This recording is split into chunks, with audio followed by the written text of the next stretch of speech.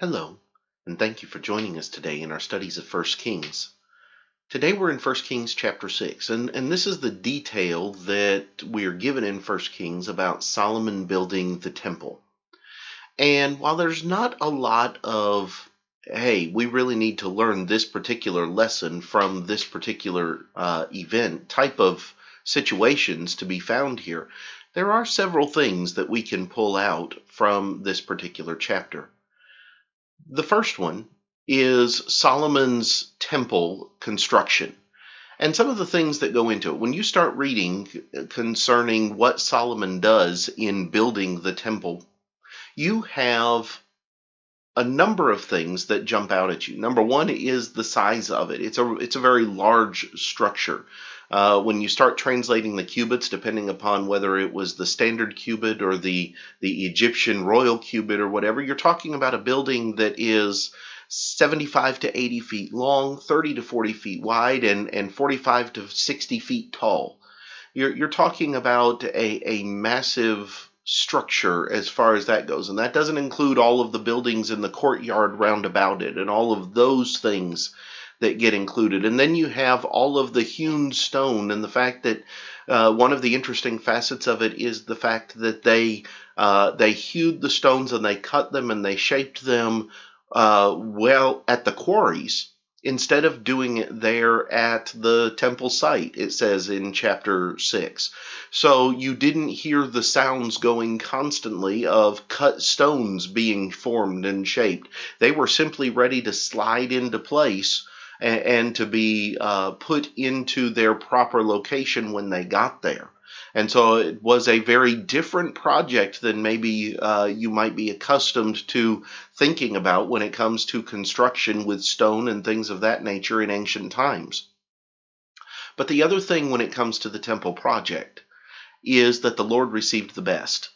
You have the best wood that is being used in cedar and cypress. You have the best quality stone that is being taken. You have all of these things being overlaid with gold. You have everything being brought forth in a way that God is receiving the best. He's not receiving the leftovers. He is not receiving the things that nobody else wanted. But instead, he is getting the greatest of what the people have to offer. And remember, David was one even before the time of Solomon who was saving up material and preparing material, including the gold and things of that nature, to be able to utilize in the building of the temple. So these materials had not just been prepared as the best, they had been stored and set apart for this particular project for years leading up to it. There was a great deal of forethought that went into the building of the temple, and there was a great deal of preparation, not just from the construction side of things, but also from the heart side of things before the temple was ever constructed. The second thing that I want us to notice is stated in verses 11 through 13. And that is the conditional blessing that God gives to Solomon when the temple is being constructed. And he makes this statement. He says, "Concerning this temple which you are building, if you walk in my statutes, execute my judgments, keep all my commandments, and walk in them, that I will perform my word with you, which I spoke to your father David, and I will dwell among the children of Israel, and will not forsake my people Israel." God tells Solomon, if you walk in my statutes, if you execute my judgments, and if you keep all my commandments and walk in them, then I will do what I said I was going to do. In other words, I want to bless you. I want to be there with you. I want to walk amongst you, my people, as it were. I want to have this place that I can utilize, but I can only do that if you will keep my commandments. If you, Solomon, will execute my judgments, and if you will walk in my statutes. Solomon has a choice.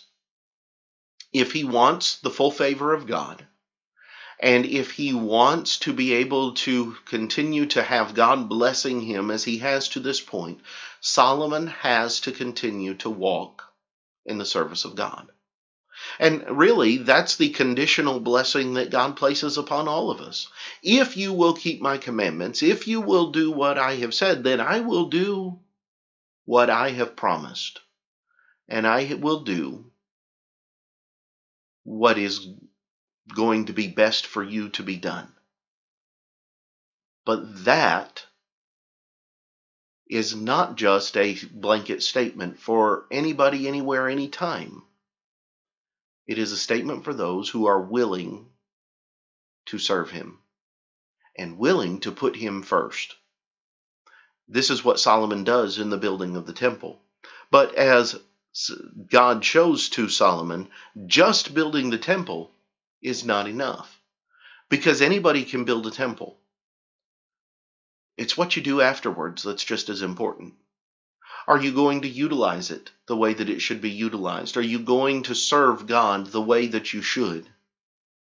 Because while Solomon is doing these great deeds in and of themselves are but the actions of a moment. The actions of the rest of Solomon's life are going to tell the tale. Finally, from chapter 6, at the end of the chapter, we see the temple being completed. It's going to take over 7 years for the temple to fully be completed. It is such a massive project. This isn't something, even though we read about it in a chapter, it's not something that is going to take place and be completed overnight. It is going to take over 7 years of toil to get to the point where this temple is ready. Solomon is going to be in the 4th year of his reign when it begins. He will have been on the throne for 11 years by the time it is completed. He will be over a quarter of the way through his time as king by the time the project of the temple is completed. It takes a great deal of devotion. It takes a great deal of dedication to see through a project that takes that long and involves that much. And yet Solomon does it. And he does it willingly, and, as we might say, with gusto. These are some of the things that I found in 1 Kings chapter 6. There are a lot of things that we could talk about in greater detail when it comes to what was done in putting it together and in what it looked like and so on. And those are things that are worthy of our time and consideration. We just don't have the ability to go through and do that today.